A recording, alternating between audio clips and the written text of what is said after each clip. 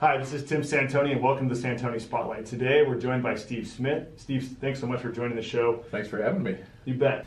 So when you get involved with a company and executives or people you're coaching, what are like the top three things? I mean, I guess from my perspective, I think it comes down to kind of the communication and training overall. That's super important. But maybe give us the top three skill sets or just overall competencies that you see that are lacking.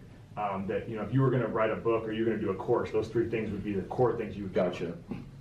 I think, and not necessarily in this order, but the three things that I run into most frequently are the owner or the senior executive has lost the ability to see forward.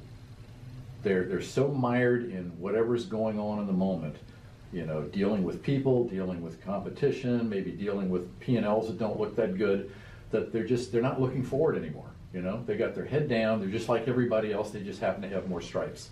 So getting them out of that muck and seeing a path to where they want to take the organization is a big one. The next one, as you mentioned, is communication. Over time, people tend to get the idea that I just need to bark orders and directives and other people need to fill in the gaps and get it done. And they lose the ability to interact with people. Their emotional intelligence score basically takes a drop. And so getting them to recognize that people aren't motivated by money. A lot of people think that, but people are motivated by different things. One is, do I have a purposeful job and am I being appreciated for coming in here 8, 10, 12 hours a day and doing it?